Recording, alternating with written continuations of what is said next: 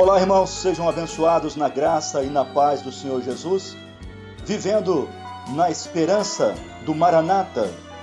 Quero trazer uma abordagem para você, uma visão panorâmica sobre as 70 semanas de Daniel. Daniel, capítulo 9, de 24 a 27.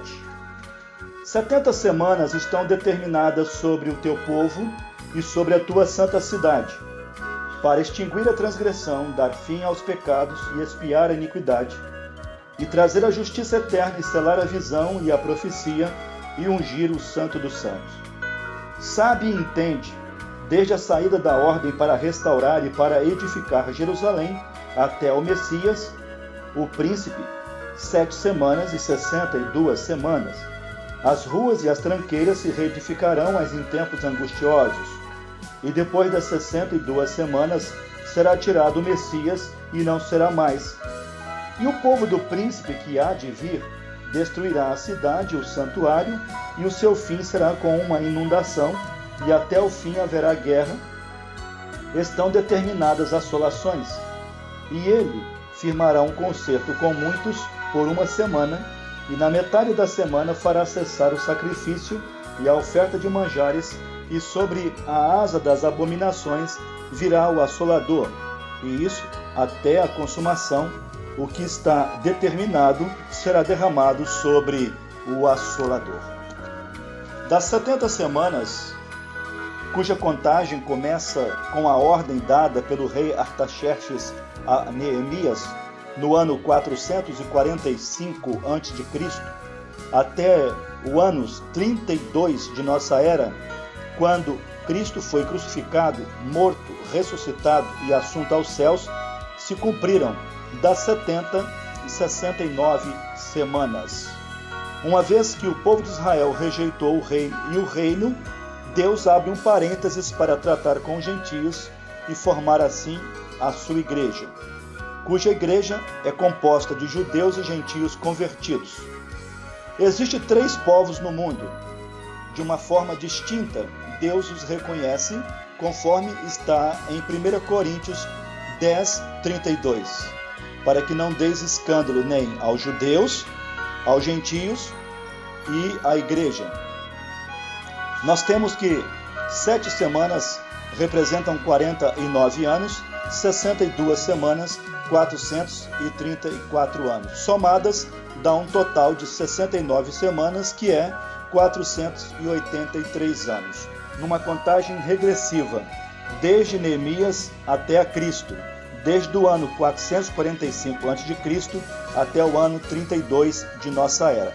Após o arrebatamento da igreja, então cumprir-se-á a última semana das 70 semanas de Daniel, cuja semana será dividida em 2 partes. 3 anos e meio, o anticristo se aparenta como cordeiro, mas 3 anos e meio ele se mostra como dragão. Quebra a aliança que será feita com os judeus, e aí começa então a manifestação da sua fúria e perseguição ferrenha contra o povo de Israel, que também são chamados de santos ou irmãos de nacionalidade do Senhor Jesus Cristo. Meus amados irmãos, uma coisa é preciso entender na sequência da história bíblica e da profecia. Um dos mais rigorosos mandamentos da lei era a guarda do ano sabático, Levítico 25, de 1 a 7. Este mandamento implica em que os filhos de Israel teriam que trabalhar 6 anos consecutivos e não trabalhar no 7º. Durante os 12 meses do 7º ano, eles não poderiam trabalhar lavrando a terra, mas teriam que descansá-la por 1 ano completo. Porém, os hebreus desprezaram este mandamento muito cedo. Desde a sua monarquia até a sua dispersão, a qual deu um período de 490 anos, eles, os judeus, não guardaram este importante mandamento e trabalharam lavrando a terra todos os anos. Ao trabalhar 490 anos, eles trabalharam durante os 70 anos sabáticos do Senhor. E Deus, como é justo, para descansar a terra, os apreendeu por 70 anos no cativeiro babilônico, Medo-Pérsia e o Império Grego. 2 Crônicas 36, 21, Jeremias 25, de 8 a 12, e também Jeremias 29, versículo de número 10. Ano sabático, a guarda dos sábados, isso tem a ver com Israel, nada tem a ver com a igreja. O profeta Daniel, especificamente, capítulo 9, 2, lendo e estudando o livro do profeta Jeremias, especificamente, capítulo 25, de 8 a 12, entendeu que os judeus ficariam escravizados na Babilônia por 70 anos. Daniel quis saber também como seria o futuro da sua nação, em Daniel 9, de 3 a 19. Sua intercessão em oração e jejum durou 21 dias, ou seja, 3 semanas inteiras. Capítulo 10 de Daniel, versos de 2 a 21. Amados, na escravidão babilônica, Deus acerta com as contas com os judeus os 70 anos sabáticos para descansar a terra. O objetivo destas semanas de anos é que no final delas, 6 fatores importantes devem acontecer: extinguir a transgressão, dar fim aos pecados, expiar a iniquidade, trazer a justiça eterna, selar a visão e profecia e ungir o Santo dos Santos. As 3 primeiras, extinguir a transgressão, dar fim aos pecados, expiar a iniquidade, cumpriu-se na cruz do Calvário, no primeiro advento do Messias. E no milênio se dará o cumprimento final dessas imensuráveis 3 últimas bênçãos: trazer a justiça eterna, selar a visão e profecia e ungir o Santo dos Santos. Esse primeiro período tem duração de 7 semanas, 49 anos, que se inicia com um decreto para a reconstrução do muro do templo em 445 por Artaxerxes, está registrado em Neemias 2, de 1 a 8. Neemias foi comissionado para isso. Foi um período difícil, onde encontraram oposição de Sanbalat e Tobias e tiveram de trabalhar armados, pois a qualquer momento podiam ser atacados. Porém, Neemias confiava em Deus, sabia que o Senhor estava com eles e então completaram a reconstrução dos muros e do templo em Jerusalém em 7 semanas ou 49 anos, conforme está em Daniel 9, 25. Sabe e entende, desde a saída da ordem para restaurar e para edificar Jerusalém até ungido o príncipe, haverá 7 semanas, e 62 semanas com praças e transqueiras se reedificará, mas em tempos angustiosos. A palavra de Deus então se cumprindo à risca. Este período de 62 semanas, ou 434 anos, começa em 396 a.C. até o ano 32 depois de Cristo, cumprindo-se Daniel 9, 25, na segunda parte, que haverá 7 semanas e 62 semanas. Com praças e tranqueiras se reedificará, mas em tempos angustiosos. Esse tempo, após então esse período, acontece a morte de Jesus, a destruição de Jerusalém pelos romanos no ano 70 de nossa era, profetizado por Daniel de forma explícita.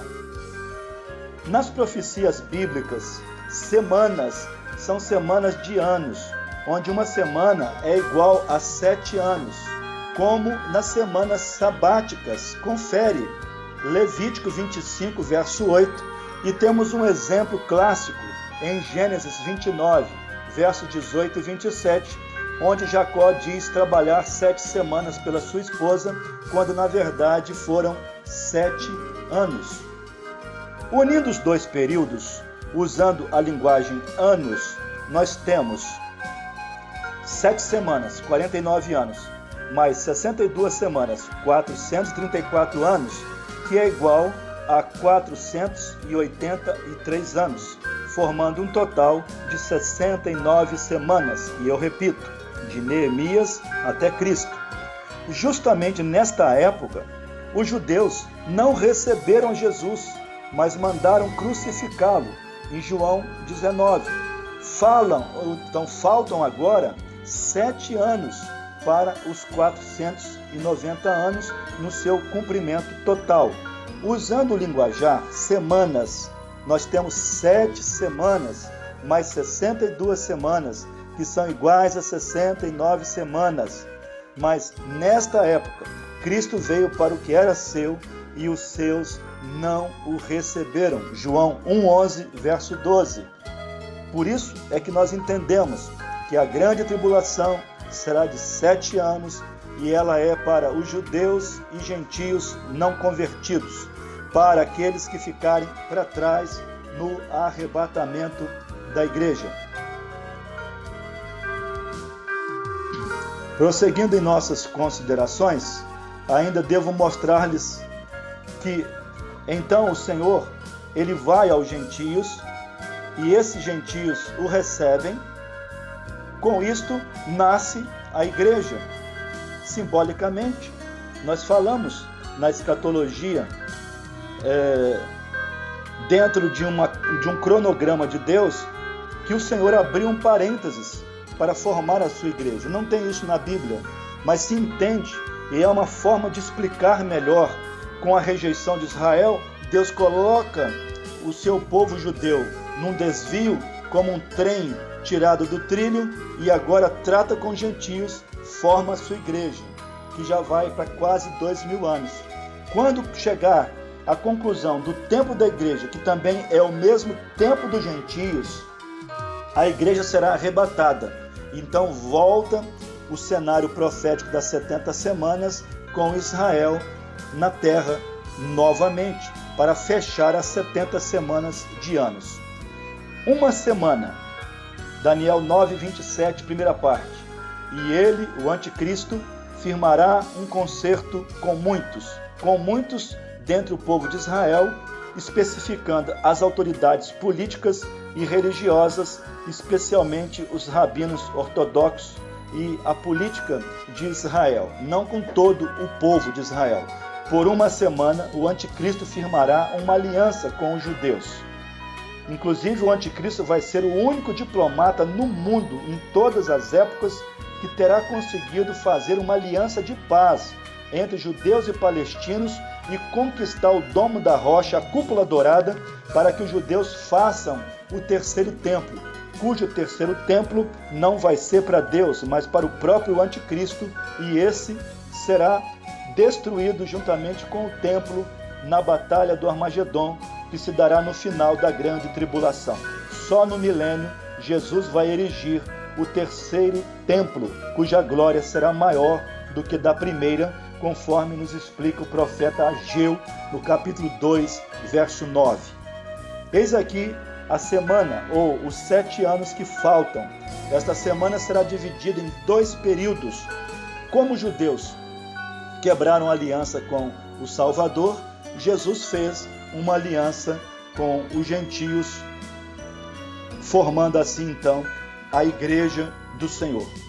Até a crucificação, ressurreição e ascensão de Cristo, cumpriram-se as 69 semanas, conforme está predito no divino livro. Isaías 53:8 diz que pela opressão e pelo juízo foi arrebatado, e quem dentre a sua geração considerou que ele fora cortado da terra dos viventes, ferido por causa da transgressão do meu povo. Então toda essa profecia, ela vem desenrolando desde os tempos dos gentios, mais especificamente com Artaxerxes, em 445, até a morte e ressurreição do Senhor Jesus Cristo. A palavra de Deus fala sobre esses tempos dos gentios, como por exemplo em Lucas 21:24, e cairão ao fio da espada, e para todas as nações serão levados cativos, e Jerusalém será pisada pelos gentios, até que os tempos destes se completem. E depois em Romanos 11:25, porque não quero, irmãos, que ignoreis este mistério, para que não presumais de vós mesmos, que o endurecimento veio em parte sobre Israel, até que a plenitude dos gentios haja entrado. Estamos vivendo agora, nesse período da igreja, findo da graça, a plenitude de gentios. O domínio e o fim dos gentios acontecerá na última metade da grande tribulação, com o Senhor Jesus vindo nas nuvens dos céus, todo olho vendo, com poder e grande glória, colocando os pés no Monte das Oliveiras, acabando com a batalha do Armagedon, aprisionando o diabo no poço do abismo e também mandando a besta e o falso profeta para o lago de fogo. Dará término, então, aos chamados tempos dos gentios, que nós temos aqui o termo tempo dos gentios, é o período do qual Jerusalém estaria sob o domínio dos gentios desde o cativeiro babilônico, continuando até hoje e continuará durante a grande tribulação, terminando na segunda vinda de Jesus à terra, onde irá julgar as nações. Daniel 2:35. A era da igreja, que começou no dia de Pentecostes, vai até o arrebatamento da igreja, que acontece antes da grande tribulação, também conhecido como dispensação da graça, em Efésios 3, de 1 a 7. No livro de Apocalipse, temos representadas a era da igreja em diversas épocas, através das 7 igrejas da Ásia. Este período não é contado como dentro das 70 semanas, pois não corresponde a teu povo e a tua santa cidade, Israel e Jerusalém, mas sim a igreja, pois a profecia é para Israel e Jerusalém, até porque a grande tribulação é chamada de os tempos, ou melhor, dos gentios, e também a angústia de Jacó. Jacó é Israel, não é igreja. Temos aí na profecia a diferença entre Israel e igreja. Israel é o povo terreno, descendente segundo a carne de Abraão. A igreja é o povo celestial, descendente de Abraão. É um povo segundo a fé e não a carne. Israel é a menina dos olhos de Deus. A igreja é a noiva do Cordeiro. Jesus vem como a estrela da alva no arrebatamento para a igreja, que nasce antes do sol. Já no final da tribulação, Jesus vem para Israel como o sol da justiça, Malaquias 4:2. São coisas totalmente distintas. Esse período de 7 anos ficou conhecido como a Semana de Anos. Portanto, 70 semanas são 490 anos. Nas profecias do livro de Daniel, esses 490 anos se subdividem em 3 partes: 7 semanas de anos, 49 anos, 62 semanas de anos, 434 anos, e 1 semana de anos, 7 anos, que será a grande tribulação com a ausência da igreja. Nessa grande tribulação vai desencadear as pragas do Apocalipse, as 3 séries de 7 grandes juízos, os 7 selos, as 7 trombetas, as 7 taças. E por misericórdia não acontece mais uma série de 7 grandes juízos, que no Apocalipse 10 fala-nos dos 7 trovões, as 7 vozes dos trovões que Deus mandou selar e poupou a humanidade desses juízos catastróficos. E é na grande tribulação que vai se conhecer quem é o anticristo, qual é o seu nome e o verdadeiro significado da marca da besta, o número misterioso 666. O mais é especulação, adivinhação. Temos que nos prender àquilo que está escrito e não ir além do que está escrito. As coisas reveladas são para nós, as ocultas para Deus. A palavra de Deus nos fala, então, dizendo que quando, no final da grande tribulação, no término da batalha do Armagedon, Jesus entrará em juízo com as nações, colocará em ordem a sua casa, assim como Salomão o fez, e estabelecerá o reino messiânico, governo teocrático de Deus sobre a terra. Haverá, então, no arrebatamento, a ressurreição dos salvos, incluindo os salvos do Antigo Testamento e do Novo Testamento. No período da tribulação, a igreja estará no tribunal de Cristo para o julgamento das obras, não de pecados, porque os pecados já foram feitos na cruz, nenhuma condenação há para os que estão em Cristo Jesus, que nos livra da ira futura, e as bodas do Cordeiro, onde assentaremos na mesa com Isaac, Abraão e Jacó, os convidados de honra, que são os salvos do Antigo Testamento, e eles, sem nós, a igreja, não seriam aperfeiçoados, conforme Hebreus 11, 39. Depois que terminar a tribulação e que nós passarmos pelo tribunal de Cristo e as bodas do Cordeiro, desceremos com Cristo, já com corpos celestiais glorificados, para reinar durante 1000 anos.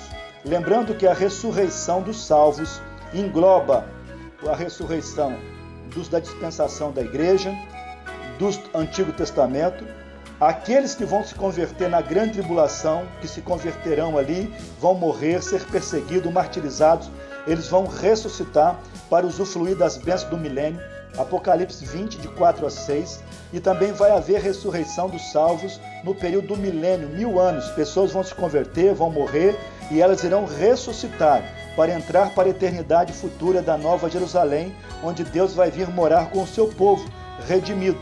Então nós temos essas ressurreições todas dos salvos, do Antigo Testamento, do Novo Testamento, da tribulação e do milênio, fazendo parte de uma única ressurreição, que é a primeira ressurreição.